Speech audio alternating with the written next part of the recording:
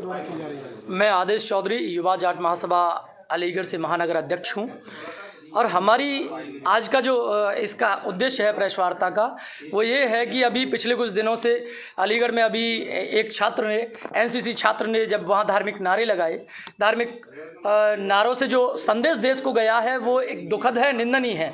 और हम बात करते हैं कि जब अलीगढ़ मुस्लिम विश्वविद्यालय में अल्लाहू अकबर के नारे लग सकते हैं, जब एक सेकुलर यूनिवर्सिटी में, सेकुलर देश में, डेमोक्रेटिक देश में जब उन लोगों को अपनी बात कहने का हक है, तो हिंदू छात्रों को भी इतना हक बनता है कि उनके लिए पूजा अर्चना के लिए व्यवस्था अलीगढ़ मुस्लिम विश्वविद्यालय को करनी चाहिए। क्योंकि जब अल्लाहू अकबर के नारे बड़ी तेज़ी के साथ वहाँ लग सकते हैं, तो जो 4000 हिंदू छात्र वहाँ पढ़ते हैं, तो उनके लिए भगवान श्री राम के मंदिर की व्यवस्था होनी चाहिए, जिससे कि उन्हें अपनी पूजा अर्चना करने में आसानी हो।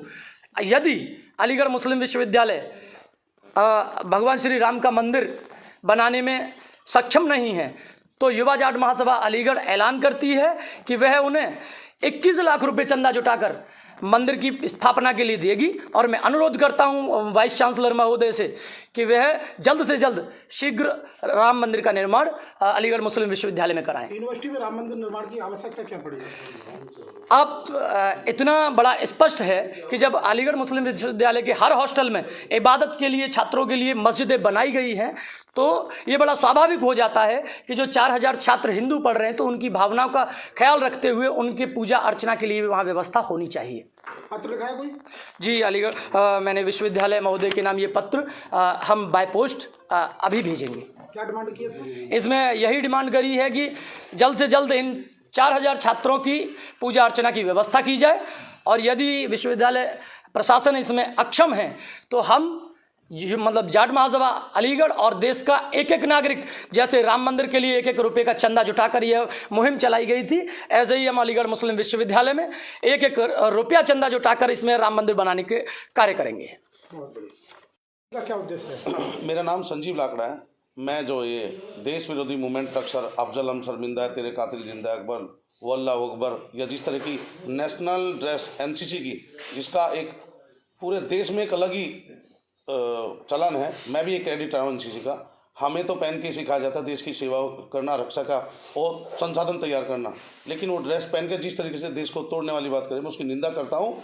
पिछले 75 सालों में देश को एक बात सिखाई गई पाठ्यक्रम में, दूध मांगोगे तो खीर देंगे और कश्मीर मांगोगे तो चीर देंगे, लेकिन वो ऐसे बेहतर काम पब्लिक के लिए अपराध रहा है। बीते 3 बार मेरे खिलाफ 32 मुकदमे दर्ज किए गए कश्मीर में, आरपीसी एक्ट में। हम आईपीएस एक्ट को देखते हैं, RPC act, Ranbir penal code, तो फिर देश कहाँ बचा? 75 साल पहले वो राहुल गांधी के दादा ने शुरुआत की थी। आज उसी फसल को ये काट रहे हैं, लोगों को सदा से गुमराह किया जा रहा है। आज देश एक अलग मूवमेंट की तरफ बढ़ रहा है, विश्व शक्ति देश बनना जा रहा है, G20 का अगुवाई कर रहे हैं। लेकिन दूसरे दशे में ये हालत देख के बड़ा अलग सा महसूस हुआ। जैसे ये नारा यहाँ लगा, मेरा देश 74वां गणतंत्र दिवस मना रहा था, और शर्मसार कर देने वाली खबर के लिए, देश को शर्मसार कर देने वाली खबर के लिए मैं दिल्ली से चलकर अलीगढ़ आया हूँ। क्या था? उन्होंने कहा अल्लाहू अकबर, अल्लाहू अकबर। ये कोई मामला नहीं बनता। ये यूनिवर्सिटी देश की जो सेंट्रल यूनिवर्सिटी उनमें से एक है, और धर्मनिरपेक्षता हमें सिखाया जाता है। यहाँ अभिव्यक्ति की आज़ादी, कहने का मतलब है देश विरोधी मूवमेंट करनी। कुछ लोगों ने कहा पीछे से कि बच्चे हैं वो, कानून आईपीसी एक्ट के अनुसार जो न्याय दंड का प्रणाली में नियम है, इस बात को उन नासुरों को उखाड़ना पड़ेगा, नहीं तो फिर से उसी तरीके से यासीन मलिक, बुरहान वानी या घाटी के जो मोस्ट वांटेड टेररिस्ट थे। और मैं सबसे बड़ी डिमांड एक करना चाहता हूँ लोकतंत्र के चौथे स्तंभ से, कि सबसे पहले मैं मांग करता हूँ मोहम्मद अली जिन्ना का फोटो हटाने की, क्योंकि प्रवृत्ति को देख, क्रिया को देखकर ही प्रतिक्रिया होती है। ना रहेगा बांस और ना बजेगी बांसुरी। उसे तत्काल भारत सरकार, गृह मंत्रालय से मैं अपील करता हूँ कि तत्काल संज्ञान में लेके इस नासूर को उखाड़ फेंको, नहीं तो हम बहुत जल्द वीर सावरकर की या भगवान श्री राम की मूर्ति लेकर इस अलीगढ़ का पूरी चेतावनी के साथ उसको स्थापित करेंगे। एक पंथ दो काज, इस देश में एक संविधान है, एक कानून है, एक परिवार है। सर, सावरकर क्यों लगाना चाहते हो? हमारी भी तो कोई इच्छा है, देश के उन महान क्रांतिकारियों में से हमारी भी तो कोई इच्छा है। हम भी तो अभिव्यक्ति की आज़ादी, हमें भी कुछ करने की है।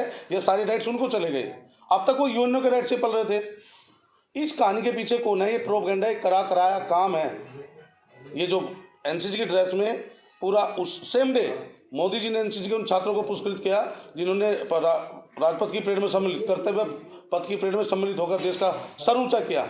वही संसार कर देने वाली एक खबर, एनसीसी के छात्र आम जन माना जाता है कि देश विरोधी वर्ग, ये चाहे शाहीन बाग हो, चाहे कश्मीर हो, अन्य मुद्दों पे ये लोग आए दिन इन चीज को चलाते हैं। शर्म कर देता है वो बात जब कहा जाता है अफजल हम शर्मिंदा है, तेरे कातिल जिंदा है। ये बताइए वो विवादित नारे कहाँ हुए? वो तो धार्मिक नारे थे। इनको धार्मिक कहते हैं, तो विवादित किसको कहते हैं?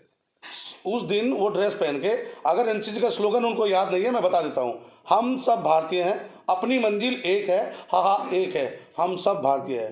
नेशनल कैडेट कोर 3 रंग का बना ये ढांचा छात्र जीवन से और सैन्य जीवन तक एक सीख देने वाला पाठ है, ना कि इस तरह की बातें कहने का प्लेटफॉर्म बनता है।